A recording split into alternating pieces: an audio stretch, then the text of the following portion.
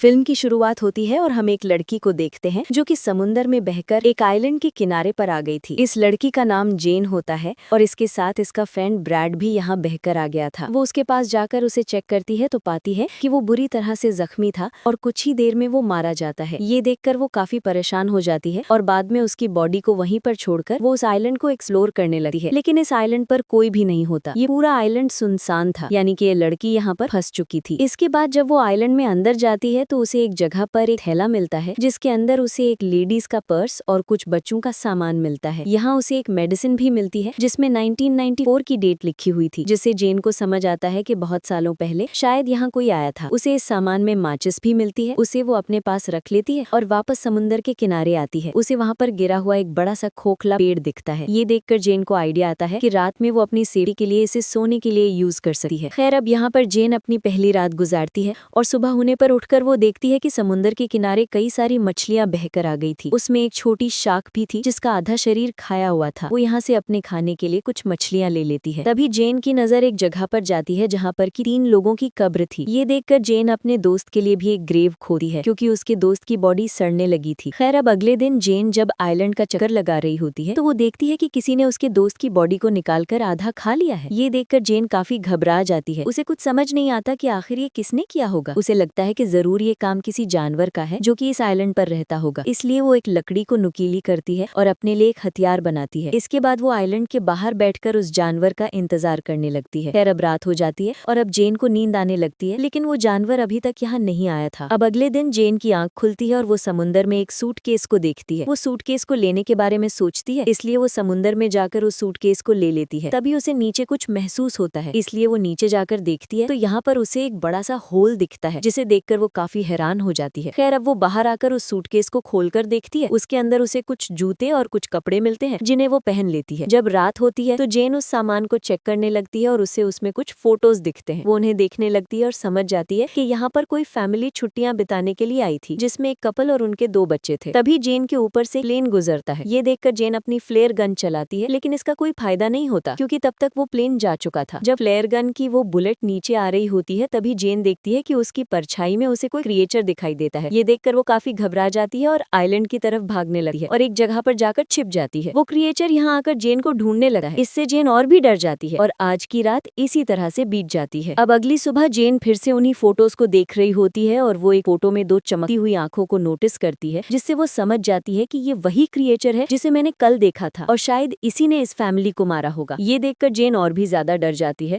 और अब वो किसी भी तरह से इस आइलैंड से निकलना चाहती थी। अब इसके बाद वो सूटकेस को खोलती है और उसमें अपनी लाइफ जैकेट डालती है ताकि उसके सहारे वो तैर कर यहाँ से बाहर निकल जाए। इसके बाद वो सूटकेस में बैठकर यहाँ से निकलने की कोशिश करती है, लेकिन वो सूटकेस पलट जाता है। अब उसका ये प्लान फेल हो चुका था, इसलिए वो वापस उसी आइलैंड पर आ जाती है। लेकिन अब उसे उस क्रिएचर से बचने के लिए कोई सेफ जगह चाहिए थी, इसलिए उसे वो गिरा हुआ पेड़ दिखता है क्योंकि उसमें एक बड़ा सा होल था। इसलिए वो आज रात उसी में सोने का डिसाइड करती है। खैर, अब जब रात होती है तो वो क्रिएचर फिर से यहाँ आता है और उसे ये भी पता लग जाता है कि जेन उस पेड़ के होल में छिपी हुई है। इसलिए वो क्रिएचर उस पेड़ को तोड़ने की कोशिश करता है, लेकिन वो ऐसा नहीं कर पाता और थक हार कर वापस चला जाता है। अगली सुबह जेन उस पेड़ से बाहर निकलती है और देखती है कि उस क्रिएचर ने कल रात इस पेड़ पर कई वार किए थे, जिससे वो काफी डैमेज हो गया था। इसके बाद वो उससे बचने के लिए एक नया प्लान बनाती है। वो समुद्र से कुछ बड़ी मछलियां पकड़ती है और उन्हें वहीं एक पेड़ पर टांग देती है। उसका प्लान था कि जब रात में वो क्रिएचर यहाँ आएगा तो वो इन मछलियों को खाकर वापस चला जाएगा और इससे उसकी जान बच जाएगी। अब जेन अगली सुबह उठकर देखती है कि उसका ये प्लान काम कर गया। उस क्रिएचर ने यहाँ आकर उन मछलियों को खा लिया था, जिससे जेन की जान बच गई थी। तभी जेन की नजर समुद्र के किनारे पर जाती है जहाँ किसी की बॉडी बहकर आ गई थी। ये देखकर वो उस बॉडी के पास जाती है और देखती है कि ये बॉडी काफी सड़ चुकी थी। ये देखकर उसके मन में एक आइडिया आता है और वो इस बॉडी को भी वहीं पेड़ पर लटका देती है ताकि वो क्रिएचर उस बॉडी को ही आकर खाए और चला जाए। अब उसके लिए यहाँ सर्वाइव करना काफी मुश्किल हो गया था। आज के रात के लिए उसने यहाँ पर एक गड्ढा बनाया था जिसमें जाकर वो छिप जाती है और उस क्रिएचर के आने का इंतजार करती है। जब रात होती है तो वो क्रीचर यहाँ आता है और जेन पहली बार उस क्रीचर को देखती है। वो उस क्रीचर को देखकर काफी डर जाती है क्योंकि वो काफी खौफनाक था। अब वो यहाँ आकर उस बॉडी को खा जाता है। तभी जेन को अपने पास से कुछ आवाजें आती है और जैसे ही वो देखती है तो उसे वहाँ उस क्रीचर के पैर दिखाई देते हैं। ये देखकर वो और भी ज्यादा घबरा जाती है, लेकिन किसी तरह से खुद को कंट्रोल करती है। अब अगली सुबह जब जेन उठती है तो वो अपने लिए एक सेफ जगह चाहती थी। अब क्योंकि उसने उस क्रीचर की हाइट देख ली थी, इसलिए वो अपने लिए पेड़ के ऊपर एक झूला तैयार करती है ताकि वो क्रीचर उस तक ना पहुंच सके। इसके बाद वो उस झूले में जाकर बैठ जाती है। खैर, अब जब रात होती है तो वो क्रीचर फिर से यहाँ आता है और उसे यहाँ जेन के होने का एहसास हो जाता है, इसलिए वो उस झूले वाले पेड़ को जोर जोर से हिलाने लगता है, जिससे वो झूला टूट जाता है और जेन नीचे गिर जाती है। अब वो क्रीचर जेन का पीछा करने लगता है और जेन अपनी जान बचाकर भागने लगती है। तभी जेन देखती है कि वो क्रीचर जमीन से ज्यादा तेज पानी में दौड़ रहा है और वो पल भर में उसके सामने आकर खड़ा हो जाता है, लेकिन जेन अपने उस लकड़ी के औजार को उस क्रीचर के पेट में घुसा देती है। वो क्रीचर जेन को उठाकर पानी में फेंक देता है और जेन खुद को किसी तरह से संभालती है। जेन देखती है कि वो क्रीचर यहाँ से जा चुका है और अब वो पानी से बाहर आ जाती है और वहीं एक पेड़ पर जाकर छिप जाती है। अगली सुबह जब जेन उठती है कि उसका पैर काफी जख्मी हो चुका था, इसलिए वो खुद को साफ करने के लिए समुद्र में जाती है। जब वो यहाँ नहा रही थी तभी उसकी नजर दूर एक राफ्ट पर जाती है जिसमें उसके दो दोस्त थे जो कि किसी तरह से सर्वाइव करके यहाँ आ गए थे। उनका नाम लूकस और मिया होता है। इन्हें देखकर जेन काफी खुश होती है। अब ये जेन के पास आकर बैठ जाते हैं और जेन उन्हें खाने के लिए कुछ मछलियाँ देती है। वो यहाँ पर उन्हें उस क्रीचर के बारे में बताती है। वो कहती है कि हमें जल्द से जल्द यहाँ से निकलना होगा क्योंकि मैं यहाँ पिछले 7 दिनों से फंसी हुई हूँ। लेकिन लूकस और मिया उसकी बातों पर विश्वास नहीं करते। उन्हें लगता है ये झूठ बोल रही है। वो कहते हैं कि हम पिछले 5 दिनों से समुद्र में भटक रहे थे और अब जाकर हमें ये आइलैंड मिला है। ये दोनों यहाँ से नहीं जाना चाहते थे। अब जेन उन्हें वो तस्वीरें भी दिखाती है जिनमें वो क्रीचर साफ दिखाई दे रहा था, लेकिन फिर भी वो दोनों यहाँ से नहीं जाना चाहते थे। जेन समझ जाती है कि ये उसकी बात नहीं मानेंगे, इसलिए वो उनसे छिपकर उनकी राफ्ट लेकर यहाँ से भागने का प्लान बनाती है। वो उनकी राफ्ट लेकर यहाँ से निकलने की कोशिश करती है, लेकिन वो दोनों इसे पकड़ लेते हैं। मिया जेन पर अटैक कर देती है जिससे वो बेहोश हो जाती है। जब उसकी आंख खुलती है तो वो खुद को बंधा हुआ पाती है और अब रात हो चुकी थी, इसलिए वो लूकस को मनाकर उसे खोलने के लिए कहती है, लेकिन लूकस और मिया उसकी कोई बात नहीं सुनते। इसके बाद मिया उस आइलैंड पर घूमने के लिए जाती है और लूकस वहीं जेन के पास रुकता है। इधर जब मिया वॉक कर रही थी तो वो क्रीचर पानी से निकलकर उस पर अटैक कर देता है। उसकी आवाज सुनकर लूकस तुरंत वहां पर जाता है, लेकिन वो क्रीचर मिया को पानी में खींच कर ले जाता है और उसे मार देता है। ये देखकर लूकस बहुत डर जाता है। वो डरकर एक पेड़ पर चढ़ जाता है। अब सुबह हो जाती है, लेकिन लूकस उस पेड़ से नीचे नहीं आता। अब उसे जेन की बात समझ आ चुकी थी। जेन उससे कहती है कि देखो वो क्रीचर सिर्फ रात में आता है, वो दिन में बाहर नहीं निकलता। ये बात सुनकर लूकस पेड़ से नीचे आता है। अब जेन उससे कहती है कि हमें जल्द से जल्द इस आइलैंड से निकलना होगा। अब लूकस उसकी बात मानने के लिए तैयार था। अब ये लोग कुछ मछलियां और कुछ नारियल अपने साथ ले लेते हैं। वो अपने सभी सर्वाइव करने के सामान को रख लेते हैं। यहाँ पर लूकस काफी डरा हुआ था।